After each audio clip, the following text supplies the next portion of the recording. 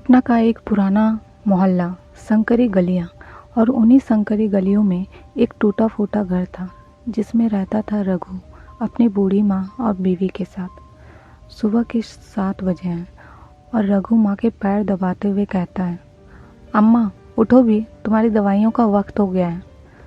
अम्मा मुस्कुराते हुए कहती है, दवा से क्या होगा बेटा, तू ही तो मेरी असली दवा है। अम्मा दवा भी ज़रूरी है, और देखना एक दिन मैं ऐसा बड़ा आदमी बनूंगा कि तुमको एसी वाले कमरे में सुलाऊंगा। अम्मा हंसते हुए कहती है, हाँ बेटा, लेकिन पहले तो छत तो ठीक करवा ले, हर बार बारिश में जो टपकती रहती है। तभी रघु की पत्नी स्वाति कमरे के अंदर से चिल्लाते हुए कहती है, ओ रघु, रोज़ रोज़ वही बड़ी बड़ी बातें, तंग आ गई हूँ मैं इस गरीबी से, ना ढंग का खाना, ना कपड़े, ना कोई सम्मान। रघु धीरे से बोलता है, स्वाति मैं जानता हूँ ये सब तुम्हारे लायक नहीं है, लेकिन मैं दिन रात मेहनत कर रहा हूँ, बस थोड़ा और वक्त। स्वाति तुरंत बीच में काटते हुए कहती है, वक्त? तुम सालों से यही बोल रहे हो। मैं कोई बूढ़ी औरत नहीं हूँ जो इंतज़ार करती रहूँ। मेरे भी कुछ सपने हैं, मैं पूरे करूँगा, सब करूँगा, बस साथ चाहिए तुम्हारा, रघु ने कहा। स्वाति गुस्से में मुंह मोड़कर वहाँ से चली जाती है। रघु दिन में एक चाय की दुकान पर वेटर का काम करता है और रात में होटल में बर्तन धोता है। वो हर रोज़ एक गुल्लक में थोड़े थोड़े पैसे डालता है और अपने दोस्त को कहता है, देख राजा, मैं एक दिन होटल खोलूँगा अपने नाम से, रघु रसोई। राजा कहता है, तू पागल है, ये सपने गरीबों को शोभा नहीं देते। सपना ही तो है जो जिंदा रखता है, वरना ये पेट की आग तो कब की जला चुकी होती, रघु ने जवाब दिया। रात को जब रघु थके हारे घर आता है तो देखता है स्वाति मोबाइल पर किसी से बात कर रही है। विक्रम जी, हाँ मैं तैयार हूँ, आप जैसा इंसान अगर साथ हो तो मैं किसी भी गरीबी को छोड़ सकती हूँ।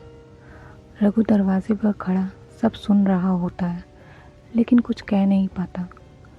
वो चुपचाप अपनी माँ के पास जाकर लेट जाता है। आंखों से आंसू टपकते हैं और होंठों पर एक ही शब्द होता है, मैं हारूंगा नहीं। रघु अपनी मेहनत में जुटा रहता है। सुबह 5 बजे उठकर दूध की डिलीवरी करता, फिर चाय की दुकान पर बर्तन धोता और शाम को होटल में वेटर बन जाता। उसकी दुनिया छोटी थी, माँ, स्वाति और सपनों की गुल्लक। लेकिन स्वाति की दुनिया बदल रही थी। उसे अब रघु की सादगी नहीं, विक्रम सिंह का स्टाइल भाने लगा था। विक्रम की महंगी कार, कीमती गहने और पार्टीज से उसकी आंखें चौंधिया गई थी। स्वाति अब घर कम लौटती थी, जब आती भी तो चुपचाप मोबाइल में लगी रहती। रघु सब समझ रहा था, लेकिन फिर भी चुप था, क्योंकि वो जानता था प्यार में ज़बरदस्ती नहीं होती। फिर एक दिन वो दिन भी आया जब स्वाति ने अपना फैसला लिया। स्वाति अपना बैग पैक कर रही थी। माँ चौंकते हुए पूछती है, बिटिया कहाँ जा रही हो? नई जिंदगी शुरू करने, जो यहाँ ख़त्म सी हो गई है, स्वाति ने ठंडी आवाज़ में जवाब दिया। रघु ने सिर्फ एक सवाल किया, क्या मैं इतना बुरा था? स्वाति ने आंखें चुराई और बोली, तुम बुरे नहीं थे रघु, बस गरीब थे, और तुम मेरे सपनों को कभी पूरा नहीं कर सकते, इसलिए मैं विक्रम के पास जा रही हूँ। वो मुझे प्यार भी करता है और मुझे रानी बना के रखेगा वो। और वो वहाँ से चली गई, बिना पीछे देखे, बिना किसी पछतावे के। रघु की माँ रोई, पर रघु नहीं रोया। वो बस चुपचाप चाय की दुकान पर चला गया और उसी दिन उसने अपनी गुल्लक तोड़ी। दोस्तों, अगर आपको कहानी पसंद आ रही है तो वीडियो को लाइक कमेंट कर दीजिए और चैनल को सब्सक्राइब करना ना भूलें। स्वाति के जाने के बाद रघु के जीवन में एक सन्नाटा छा गया, मगर वो सन्नाटा रुकावट नहीं बना, वो बना उसकी प्रेरणा। गुल्लक तोड़ने पर उसे कुल 12,300 रुपये मिले। किसी के लिए भले ही यह मामूली रकम हो, मगर रघु के लिए ये उसकी पहली कमाई थी, खून पसीने की गवाही। उसने अपनी माँ से कहा, अम्मा, अब मैं किसी के होटल में बर्तन नहीं धोऊंगा, अब अपना ठेला लगाऊंगा। उसने रेलवे स्टेशन के पास एक छोटा सा चाय और पराठे का ठेला शुरू किया, रघु टी स्टॉल। शुरू में लोग हंसते थे और मजाक बनाते थे, जिसका घर उजड़ गया वो अब चाय बेचेगा, बीवी छोड़ गई अब पराठे तल रहा है। रघु मुस्कुराता और कहता, जिसे लोग नीच समझते हैं वही एक दिन ऊपर चढ़ता है। धीरे धीरे उसकी चाय मशहूर होने लगी। उसके ठेले में सबसे खास था उसका आलू प्याज पराठा और मिट्टी के कुल्हड़ में दी जाने वाली चाय। रघु की मेहनत और विनम्र स्वभाव ने ग्राहकों को अपना बना लिया। 1 साल बीतते बीतते उसने ठेले से दुकान बना ली। फिर 2 साल बाद एक छोटा सा होटल, जिसका नाम रखा रघु भोजनालय। एक आम होटल, पर सफाई, स्वाद और सम्मान में किसी बड़े होटल से कम नहीं। लोग अब उसे रघु भैया कहने लगे। वो सबको खाना खिलाता, ज़रूरतमंदों को मुफ्त खिलाता। उसकी माँ अब किचन में बैठकर सब देखती और मुस्कुराती। मेरा बेटा अब सिर्फ रोटी नहीं बना रहा, वो इज्जत परोस रहा है। रघु ने कभी किसी से स्वाति की बात नहीं की। वो कहीं बहुत पीछे छूट चुकी थी, या शायद रघु ने उसे अपने सपनों में दफन कर दिया था। 5 साल बीत जाते हैं। पटना के बीचों बीच एक चमचमाता होटल खड़ा होता है। नाम है रघु भोजनालय एंड फैमिली रेस्टोरेंट। अब रघु सफ़ेद कमीज में बाल करीने से संवारे, स्मार्ट घड़ी पहने रिसेप्शन पर खड़ा रहता था। वो अब वेटर नहीं, उस होटल का मालिक था। होटल का मैनेजमेंट अब नेहा के हाथ में था, एक पढ़ी लिखी, समझदार और ईमानदार युवती, जिसे रघु ने खुद ट्रेन किया था। उस दिन नेहा कुछ सीवी देख रही थी। एक औरत कमरे में आई, थकी हुई, कमज़ोर और चेहरा बुझा बुझा सा। उसके कपड़े साधारण थे, बाल बिखरे हुए, आंखों में थकावट और शर्म दोनों थी। नेहा ने फॉर्म लिया। नाम? स्वाति मिश्रा। नेहा ने उसे ध्यान से देखा। उम्र कुछ ज़्यादा नहीं थी, लेकिन चेहरा वक्त से पहले बूढ़ा हो चुका था। क्या काम करना चाहती हैं? कुछ भी, सफाई, किचन, कोई भी छोटा काम चल जाएगा। नेहा ने रघु को बुलाया। सर, एक महिला काम के लिए आई है, थोड़ा परेशान सी लग रही है, आप एक बार देख लीजिए। रघु जैसे ही बाहर आया, उसकी नज़र स्वाति पर पड़ी। वक्त जैसे वहीं थम जाता है। वो वही थी स्वाति, उसकी पत्नी, या यूं कहें कि पूर्व पत्नी, जो उसे छोड़कर चली गई थी सपनों की तलाश में। स्वाति ने ऊपर देखा, सामने रघु खड़ा था। स्वाति सन्न रह जाती है। रघु जिसे वो छोड़कर चली गई थी, अब पहले जैसा नहीं था। उसके चेहरे पर अब आत्मविश्वास था, चाल में ठहराव और आंखों में गहराई थी। वो झिझकते हुए कहती है, तुम? रघु ने नजरें नहीं चुराई। हाँ, मैं ही हूँ इस होटल का मालिक, रघु। स्वाति की आंखों से आंसू निकल पड़े। मुझे माफ़ कर दो, मेरी हालत देख रहे हो ना। विक्रम ने मुझे धोखा दे दिया, सब कुछ चला गया, अब कुछ भी नहीं बचा मेरे पास। रघु चुप था। उसने एक लंबी सांस ली और नेहा से कहा, इन्हें किचन में काम दे दो और रहने के लिए स्टाफ रूम। स्वाति चौंकी। तुम मुझे काम दोगे? हाँ, रघु ने कहा, काम दूंगा, लेकिन रिश्ता नहीं। स्वाति ने सिर झुका लिया। वो समझ गई, कुछ गलतियां माफ़ तो हो सकती है, मगर भुलाई नहीं जा सकती।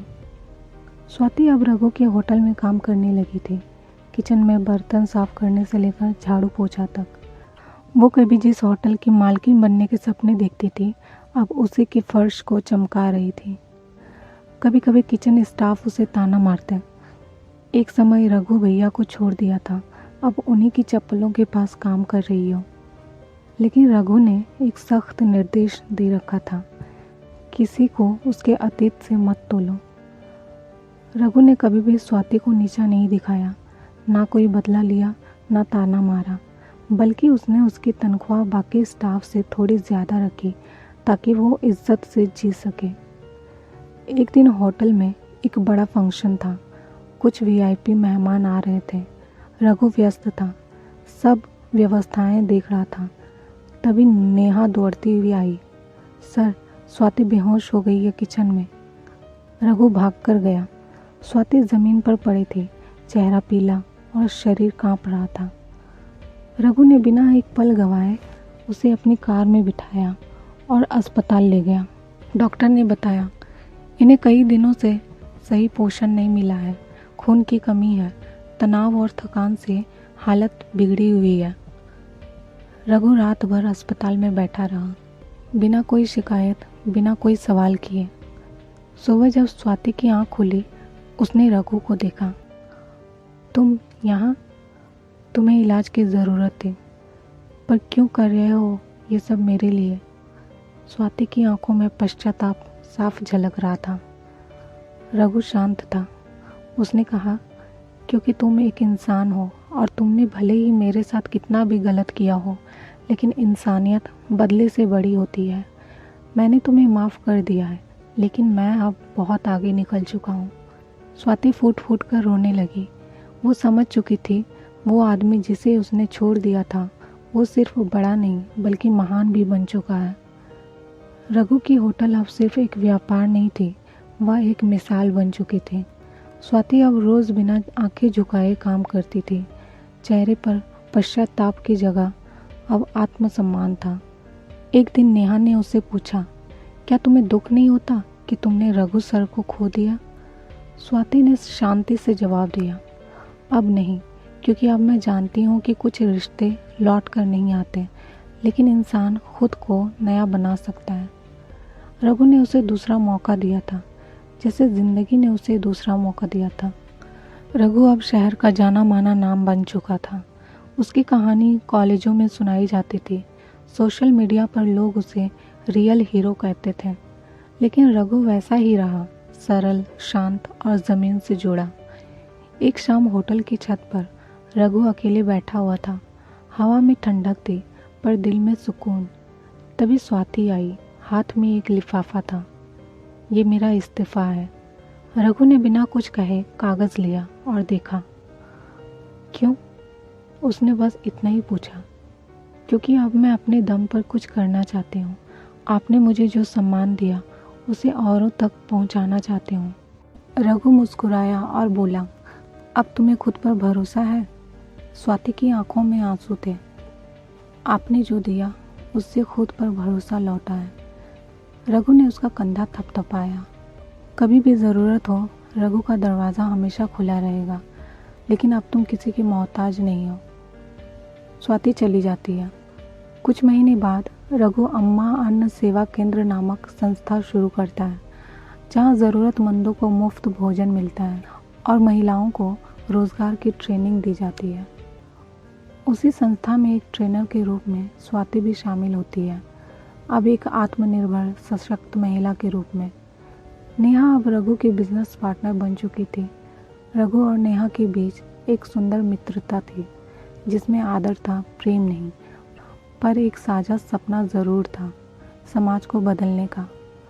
रघु अम्मा की तस्वीर के सामने खड़ा है, हाथ जोड़ते हुए कहता है, अम्मा, मैंने कुछ खोया पर बहुत कुछ पाया। दुनिया ने मुझे छोड़ा, लेकिन मैंने दुनिया को अपना लिया। अब मेरी लड़ाई गरीबी और अपमान से नहीं, आत्मसम्मान और अवसर के लिए है। अगर रिश्ता हालात देखकर बदल जाए तो वो रिश्ता नहीं, समझौता होता है। और इंसान वही बड़ा होता है जो दूसरों की गलतियों पर बदला नहीं, मौका देता है। रघु ने भी बदले से ऊपर इंसानियत को रखा और स्वाति को माफ़ करके उसे नई ज़िंदगी दी। क्या रघु ने जो किया वो सही था? कमेंट करके ज़रूर बताएं और वीडियो पसंद आए तो लाइक और चैनल को सब्सक्राइब करना ना भूलें।